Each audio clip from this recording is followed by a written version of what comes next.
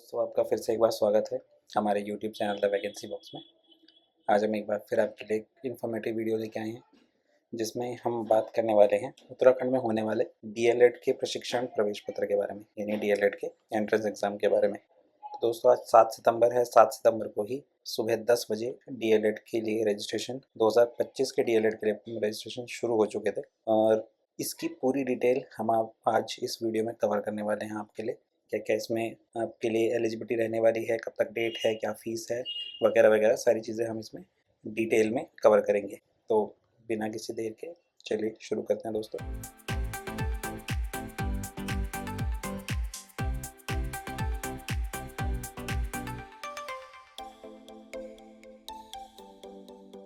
जैसे कि आप लोगों को पता है कि डीएलएड एग्ज़ाम जो है वो प्राइमरी स्कूल यानी जो अपने बेसिक स्कूल होते हैं 1st to 5th क्लास के प्राइमरी स्कूल, उसमें अगर आप तो टीचर के लिए अप्लाई करना चाहते हैं तो उसके लिए आपका डीएलएड होना अनिवार्य है।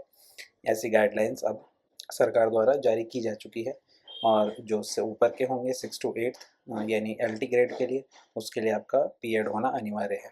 तो इसमें डीएलएड के प्रवेश परीक्षा पिछली बार 2024 में भी हुई थी। पहले ऐसा था कि हर 2 साल में डीएलएड का एग्ज़ाम होता था। इस बार 2025 में भी दोबारा से डीएलएड का एग्ज़ाम निकला है। पिछले महीने इसका नोटिफिकेशन आया था कि डीएलएड के एग्ज़ाम सितंबर में अप्लाई किए जाएंगे और अक्टूबर में इसका एग्ज़ाम हो जाएगा। तो उसी के चलते अब आज 7 सितंबर 2025 को डीएलएड का ऑफिशियल नोटिफिकेशन और रजिस्ट्रेशन के लिए वेबसाइट शुरू हो चुकी है।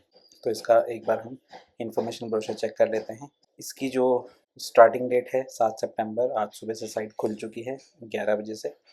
लास्ट डेट जो रहने वाली है वो 10 अक्टूबर रहने वाली है और फीस जमा करने की लास्ट डेट 8 अक्टूबर यानी कि 6 अक्टूबर तक आपका जो फर्स्ट रजिस्ट्रेशन है वो हो जाए और आप अपना फॉर्म फिल करके अपनी जो फ़ोटो सिग्नेचर और थंब इम्प्रेशन है वो अपलोड करके आप सेव करके छोड़ सकते हैं। उसके बाद आप 8 तारीख तक इसमें रात को 12 बजे तक फ़ीस लगा सकते हैं। इसके बाद कोई भी रजिस्ट्रेशन या कोई भी फ़ीस एक्सेप्टेबल नहीं होगी, आपका फॉर्म कंप्लीट नहीं माना जाएगा। और इसके बाद 8 तारीख को जब ये रजिस्ट्रेशन कंप्लीट हो जाएंगे, उसके बाद 13 तारीख से लेकर 16 तारीख तक इसमें करेक्शन के लिए विंडो खुलेगी।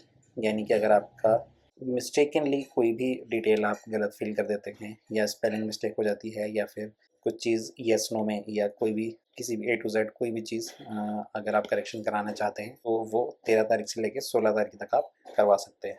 और प्रपोज्ड डेट ऑफ एग्जामिनेशन जो बोर्ड ने दी है वो है 22 नवंबर 2025 सैटरडे को। ये अभी प्रपोज्ड डेट है, अभी फिक्स डेट नहीं है, इसलिए इसको हम अनुमानित डेट लेकर ही चल रहे हैं।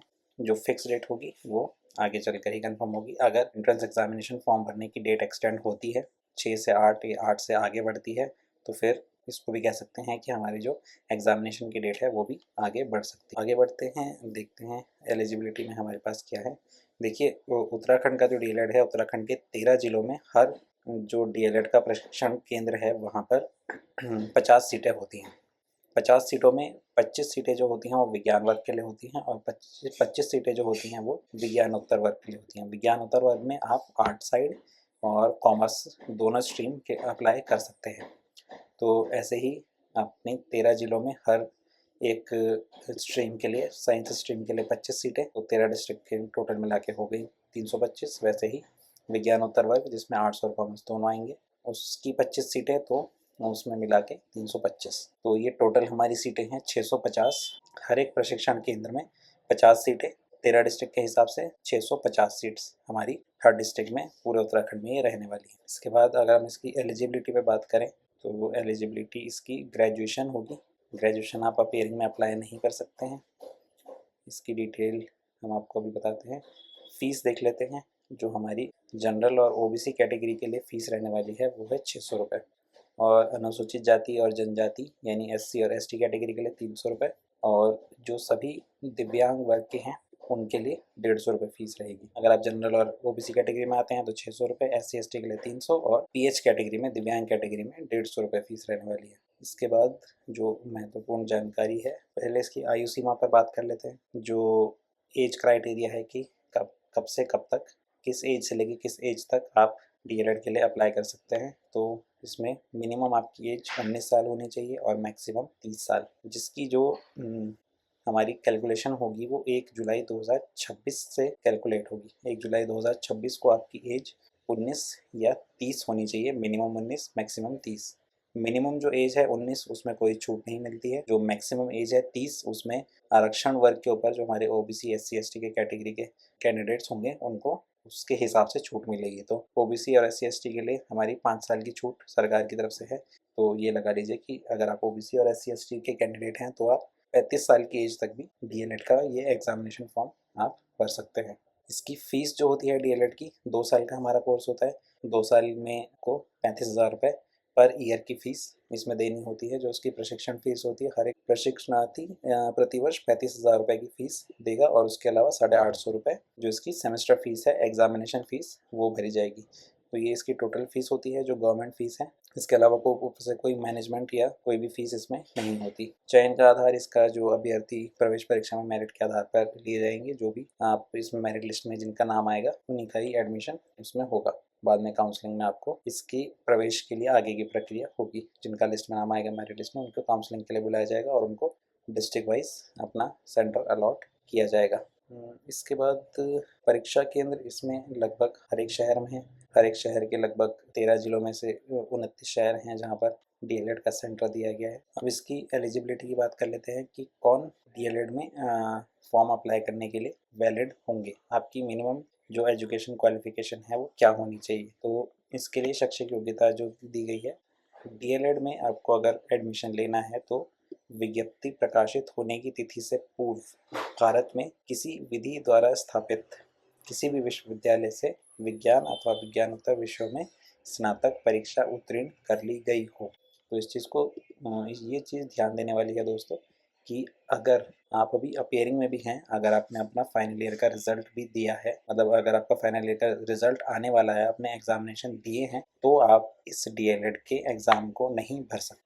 ग्रेजुएशन कंप्लीट होना ज़रूरी है और वो भी कब, जो इसकी विज्ञापन की प्रकाशन की डेट है यानी 7 सितंबर 2025, इस डेट से पहले, यानी कि जो आपकी फाइनल ईयर की मार्कशीट पर डिक्लेरेशन की डेट डली होती है वो 7 सितंबर 2025 से पहले की होनी चाहिए, तो ही आप डीएलएड का एग्ज़ाम देने के लिए एलिजिबल होंगे। ठीक है, इसका मतलब क्लियर है कि अपेयरिंग में भी नहीं भर सकते हैं और जिनका बैक है या जो अभी बैक क्लियर नहीं कर पाए हैं वो भी इसके अप्लाई नहीं कर सकते हैं। जिनका ग्रेजुएशन कंप्लीट हो चुका है 7 सितंबर 2025 से पहले, उनको अपनी मार्कशीट इशू हो चुकी है, डिक्लेरेशन डेट उसमें 7 सितंबर 2025 से पहले की है, वो ही डीएलएड के लिए अप्लाई कर सकते हैं।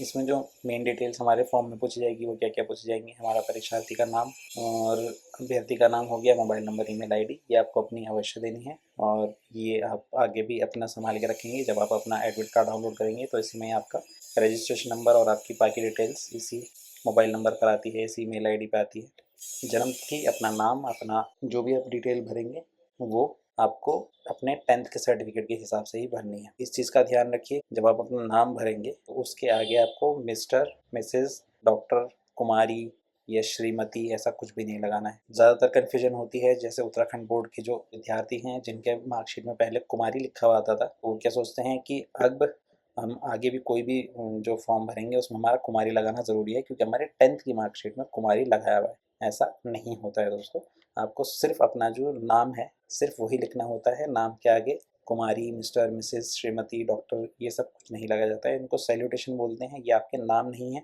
सिर्फ सैल्यूटेशन लगाई जाती है। इसको लेकर शासनादेश भी बोर्ड की तरफ से जारी हो चुका है कि कुमारी कहीं पर भी मान्य नहीं होगा। आपका अपना नाम जो मार्कशीट में लिखा है वही आप लगाएं।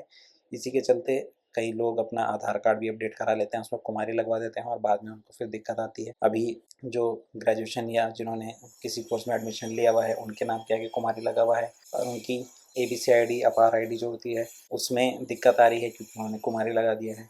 और आगे जब आप जाएंगे, जैसा आपकी शादी हो जाएगी या फिर आप कोई ID दूसरी अप्लाई करेंगे, पासपोर्ट या कुछ और, उसमें अगर आपका कुमारी लगा होगा तो भी आपको दिक्कत आएगी। तो आप ऐसा ना करें, आप जो अपना नाम है जो मार्कशीट पर लिखा हुआ है हाई स्कूल की, सिर्फ वो लिखें, उसके आगे कुमारी, मिस्टर, मिसेस, श्रीमती, श्री या डॉक्टर वगैरह कुछ ना लगाएं। और ऐसे ही जब अपना फादर और मदर का नाम भरेंगे उसमें भी ये डिटेल कुछ नहीं आनी है। आपको अपनी कैटेगरी और जो उपश्रेणी है वो सब बिल्कुल ध्यान से डालनी है। आप जनरल कैटेगरी में आते हैं तो जनरल में क्या, आप EWS में आते हैं तो उसमें आपको टिक करना है। SC ST OBC आपको देख के डालना है।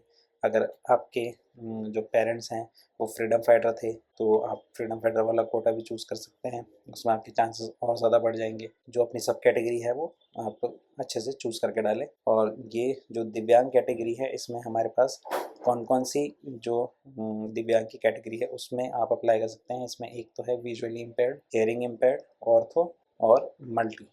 ये 4 कैटेगरीज है। अगर आप इन 4 कैटेगरीज के अंदर पीएच में आते हैं तो आप इसके लिए अप्लाई कर सकते हैं। और जैसे कि जो विजुअली इम्पेयर्ड होते हैं उनको एक श्रुति लेखक यानी कि स्क्राइब की ज़रूरत होती है, तो आपके पास इसका भी ऑप्शन है। स्क्राइब के लिए आप अप्लाई कर सकते हैं। आप अपना खुद का स्क्राइब साथ में लेकर जा सकते हैं। उसके लिए कुछ फॉर्मेलिटीज़ करनी होती है, कुछ एनेक्सेस भर के बोर्ड को सबमिट करने होते हैं। उसके बाद आप अपना स्क्राइब साथ में एग्ज़ाम में लेकर जा सकते हैं, तो कोई इशू नहीं है।